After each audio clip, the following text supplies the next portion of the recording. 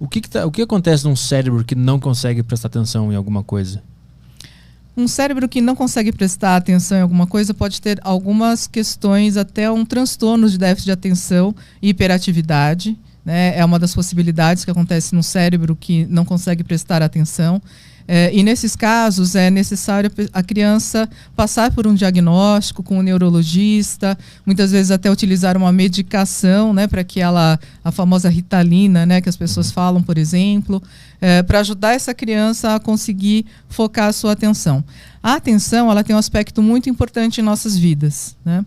Basicamente, o que a gente presta atenção e o que a gente nota nas nossas vidas é o que vai ficar registrado no nosso cérebro como a própria história de vida, né? Já dizia William James, né, um famoso psicólogo americano, a realidade está onde está a minha atenção, momento a momento. Eu gosto muito dessa frase porque se a gente parar para pensar no contrário, ou seja, aonde a minha atenção não está, também não é a realidade para mim. É como se não estivesse acontecendo. Tudo aquilo que eu não prestei atenção é como se não tivesse acontecendo para mim. Se eu estiver agora aqui conversando com você, Arthur, você é a minha realidade. Mas o que o Caio estiver fazendo é como se não estivesse acontecendo para mim.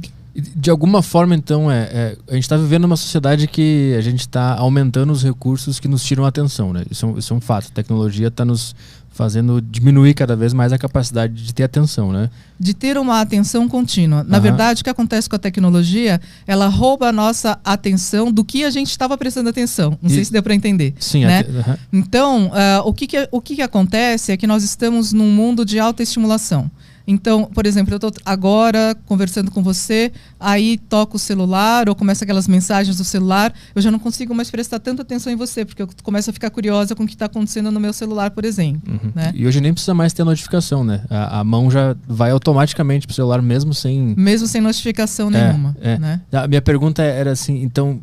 como a nossa atenção ela está dividida entre várias coisas e a gente já tem esse quase vício de ficar com a mão no celular... De alguma forma o ser humano ele começa a perder o senso de existência? Se a nossa atenção é o que molda a nossa realidade, quando a gente está com a atenção dispersa, a gente se sente meio perdido também. A gente se sente meio perdido também, né? E a gente fica com aquela atenção picotada. Então, a gente fica com um fluxo de existência, de certa maneira, né? Todo picotado, né? Eu acredito que uma das coisas que faz mal para a nossa saúde mental, tá aí. A gente não conseguir realmente passar por uma vivência de uma situação do começo ao fim. Sim. Né?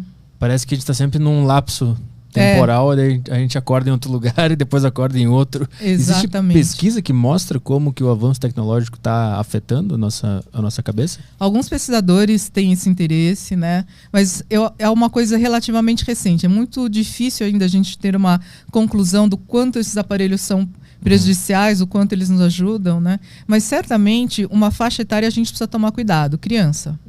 Né?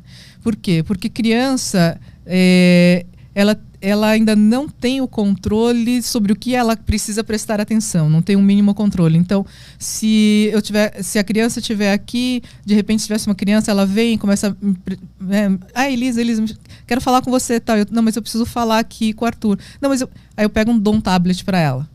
Né?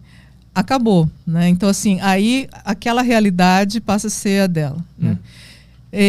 Eu tenho um pesquisador, por exemplo, Paul Ekman, que trabalha muito com a questão das emoções. Uma das preocupações dele, inclusive, é que as crianças que ficam mergulhadas demais, né, em telas, talvez elas desenvolvam uma dificuldade de reconhecer emoções. Porque eu consigo reconhecer emoções e depois aprender a lidar com elas interagindo com pessoas e não com aparelhos. Hoje é um emoji, né? O manda um emoji de raiva ou de tristeza. Vai ser assim no futuro.